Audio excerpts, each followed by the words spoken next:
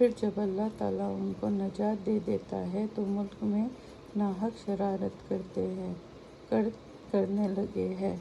اے لوگو، تمہاری شرارتوں کا وبال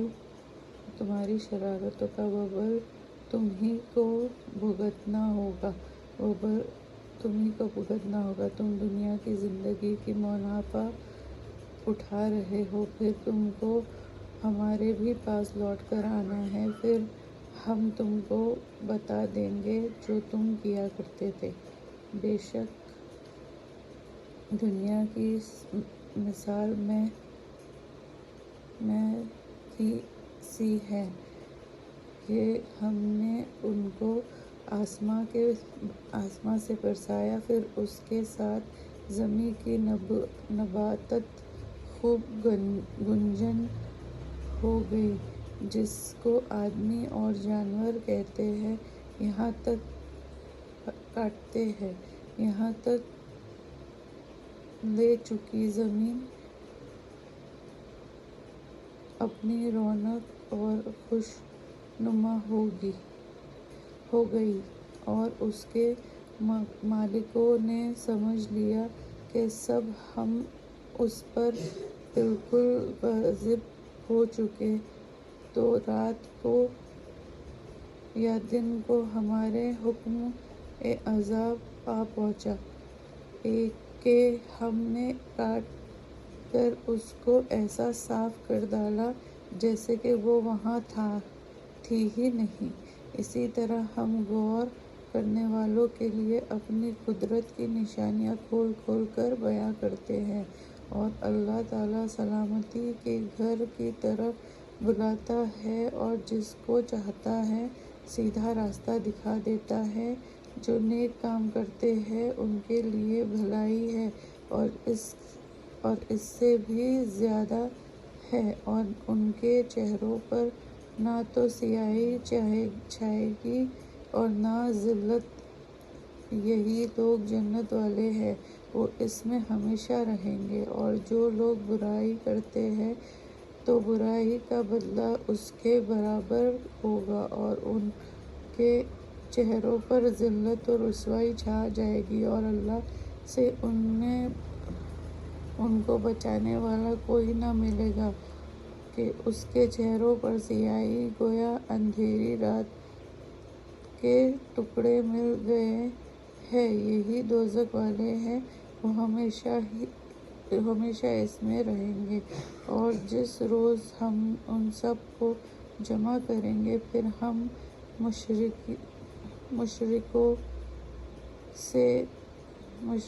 سے کہیں گے کہ تم اور تمہارے شریک اپنی اپنی جگہ ٹھہرے رہو، پھر ہم ان میں تفرقہ ڈال دیں گے، تو اس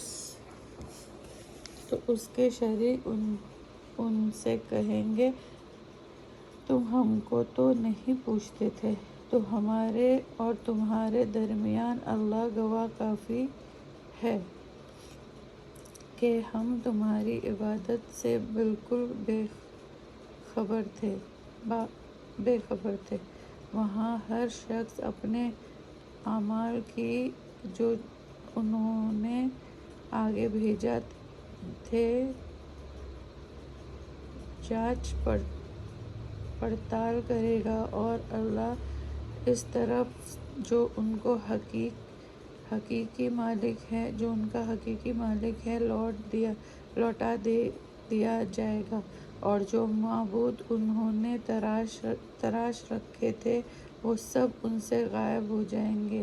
آپ ان سے دریافت کیجیے کہ تم کو آسمان اور زمین سے رزق کون دیتا ہے؟ یہ تمہارے کان اور آنکھ کا مالک کون ہے؟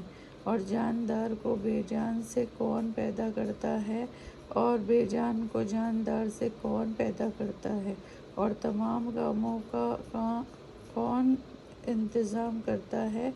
فوراً کہہ دیں گے کہ اللہ، تو آپ کہہ دیجیے کہ پھر تم ڈرتے کیوں نہیں؟ تو یہ ہے اللہ تمہارا رب برحق، پھر حق سے ظاہر ہونے کے بعد کیا رہ گیا سوائے گمراہی کے؟ تو کہاں پھر جا رہے ہو؟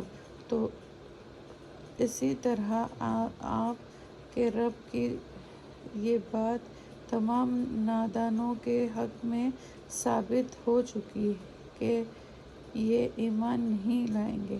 کہو، کیا تمہارے شریکوں میں کوئی ہے جو مخلوقات کو پہلی بار پیدا کر دے اور پھر دوبارہ بھی پیدا کر دے؟ کہہ دو، پھر پہلی بار اللہ پیدا کرتا ہے، پھر وہی دوبارہ پیدا کرے گا، پھر تم کس طرف جا رہے ہو؟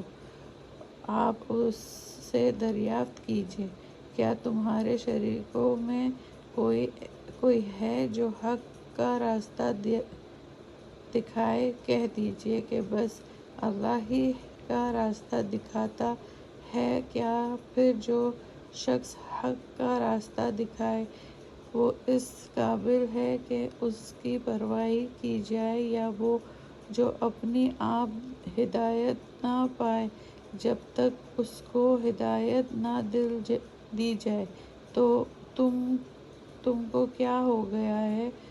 تم کیسے فیصلہ کرتے ہو اور ان میں اکثر بے اصل خیالات کی پیروی کرتے ہیں۔ بے شک بے اصل خیالات حق بات میں کوئی فائدہ نہیں پہنچا سکتا۔ بلا شبہ اللہ خوب جانتا ہے، اور یہ قرآن ایسا نہیں ہے کہ اللہ کے سوا کوئی اپنی طرف سے بنا سکے، لیکن یہ تصدیق کرتا